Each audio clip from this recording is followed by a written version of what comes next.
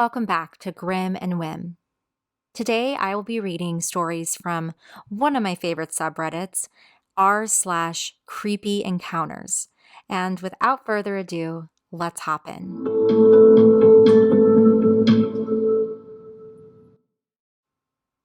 The first story is titled, I Always Wonder What They Were Planning for Me. I was around 13 years old and at a shopping center with my parents. I wanted to go off on my own and wander around by myself for a while, and my parents agreed. After a little while, I was stopped by a woman in casual clothes. She told me that she was an undercover cop, and I was suspected of shoplifting. Because I was young, I was terrified. I didn't ask her for her ID or anything like that. I didn't know that I could question authority. Just a quick little tangent. I completely understand what OP is talking about. I was the same way as a child. And honestly, I was the same way up until maybe age 25, 26. I had the hardest time questioning authority. And if somebody had come up to me and accused me of shoplifting, even though, I wouldn't have done it, and even if they didn't quite seem like they were, some type of officer, I would definitely not question them just because I've always been really freaked out by authority. So I completely understand this. But anyways, tangent over, just wanted to say that. Anyways, moving on. The woman asked to look through my bag, and I let her, insisting that I hadn't stolen anything. She asked me how old I was, who I was here with, and then she asked me something that still sends a chill down my spine. Are your parents expecting you to go home with them tonight? I told her, of course they were. Why wouldn't they be? She then insisted that I had to follow her, and we had to figure out this shoplifting thing. I went. She was leading me towards the exit. But by the grace of God, before we got there, we bumped into my dad. He asked what was going on, and I told him.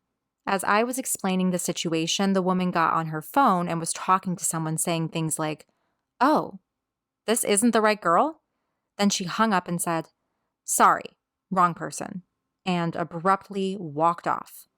My dad and I stood there dumbfounded. When my mom found out about the situation, she was really unimpressed by the way the undercover cop handled the situation. She took me to the center management the next day and complained to them about how I was treated by their undercover cop. When the woman answered, "We don't employ undercover cops in this center." I have no idea what that woman had planned for me, but I thank my lucky stars every day that we ran into my dad.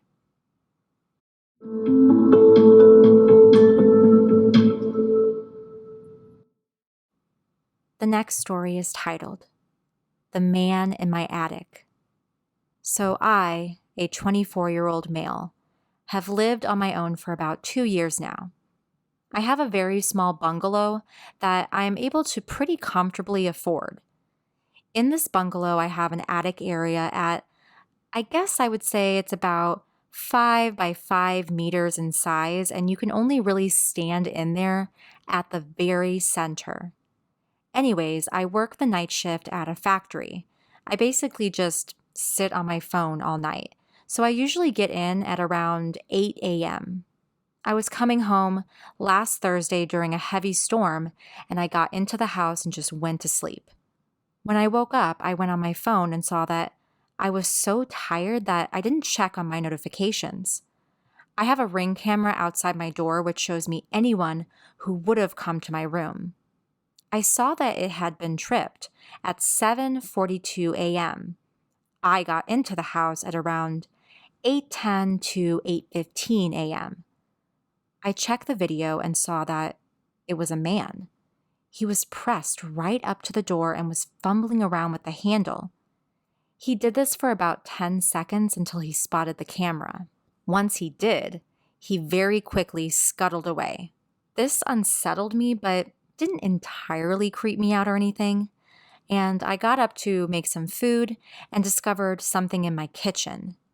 My back window was open. I, of course, instantly began having the thoughts of a home intruder, but slowly chilled out as I convinced myself I had left it open.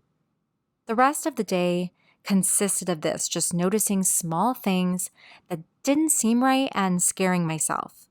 All up until a point, I left for the shift at 10 p.m. and I was watching some TV at 9 o'clock-ish. I spotted something that made my heart leap into my throat. Out of the corner of my eye, I could see it. My attic entrance was slowly being slid open. I can so vividly remember that I began questioning my sanity. Surely I was just hallucinating or something. I looked over at it and absolutely saw something that made me so much more scared. I saw fingers wrap around the hatch and begin moving it more. I didn't know what to do. I could feel the panic beginning to really get to me, and I wasn't sure if I should leave the house or call the police or if I should try and yell at whoever was up there. I chose a mixture of both. I began dialing 999 and ran to my bedroom where I could lock the door.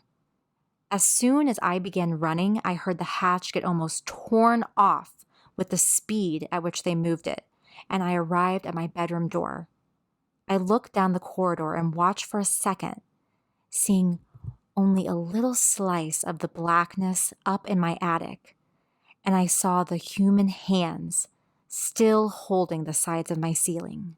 I yelled, "Whoever is there, I am calling the police and I have a gun." I do not have a gun. "If you take a step out of there, I will shoot you." The adrenaline was really making my hands and voice shake, but I tried sounding as tough as I could. Then I saw something that I truly do not think I will ever forget. The hands slipped back into the dark, and then he dropped down. I slammed my door shut and locked it as quickly as I could. The call went through and I was able to get on a line with the police, and they dispatched officers to my house. I told them that I didn't know if the man was armed or not, and the dispatcher told me to stay on the line. I heard the man walking up to my door and rattling the door handle. He also seemingly went through the cupboards in my kitchen as I heard a lot of commotion in there. Truth be told, I don't know why he stayed. I would have just left the house, but he stayed right up until the police came in and arrested him. Apparently, he was a homeless man and he was armed with a knife from my kitchen and had recently been seen in the area trying to get into other houses. Truth be told, I'm very frightened to sleep still. I now sleep with my bedroom door locked and all of my windows closed. I also sleep with a knife under my pillow. I know that this is unlikely to ever happen again, but I just cannot forget the way he dropped down from my attic.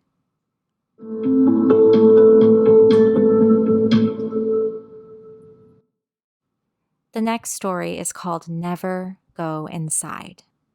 I used to deliver pizzas when in college, and I delivered this order to a house, and the guy opened the door and was like, "Honey, the pizza's here."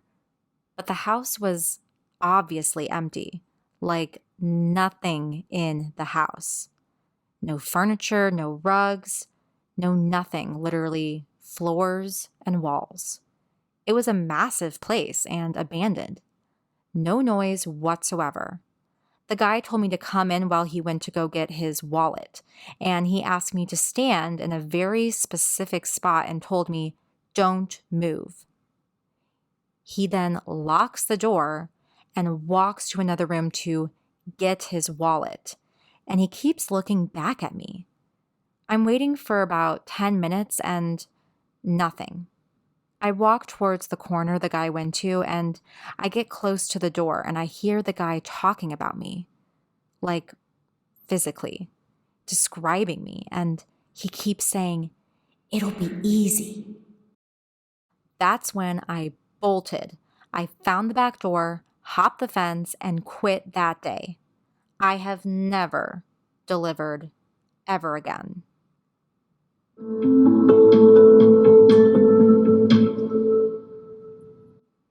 final story is titled, Happened 10 minutes ago in my car. I was driving home from a morning shift and was about 1 kilometer from home when this guy stepped onto the road in front of me, waving his arms and shouting, "Stop, stop, please stop." I slam on the brakes to avoid hitting him, but he ran to my window. I've had similar things happen before when people need help after an accident, and I assumed that this is what that was. I wound down the window, and this guy said, "Please, please help me. I'm being attacked. Please get me out of here." And I, being the credulous soft touch that I am, said, "Sure, mate, get in."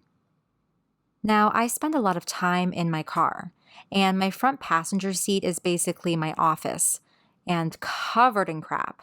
So, not thinking, I told him to get in the back. This was lucky. So, this stranger is now in my back seat, and I said, "Can I take you to a police station? What can I do?" And he said, "Yes, a police station, please." So I pull a U-turn and head to our nearest cop shop. Luckily, it's only about 6 kilometers away.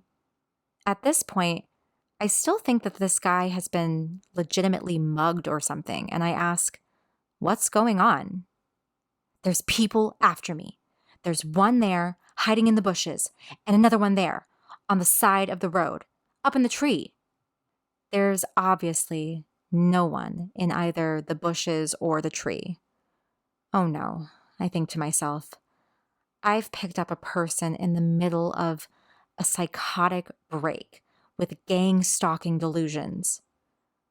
"Okay, mate, well, let's get you to the police station and get you sorted," I say, trying to sound reassuring and calming, and he seems responsive and says, "Thank you so much."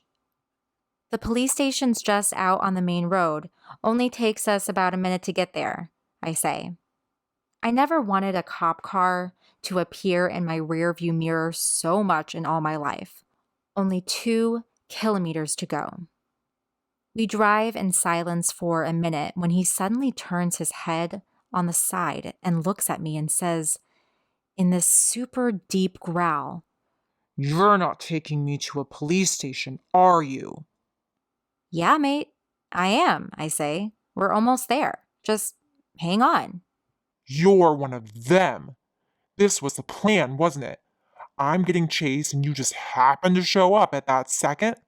Where are you taking me? Let me out. Let me out." And he starts thrashing around in my back seat, pounding the cushions with his fists and flailing wildly. Just then, we come around a curve and there's the police station. "No, mate, look, there's the police station. We're turning in right now." And we did. And he calmed down, said thank you, and ran inside as soon as I parked.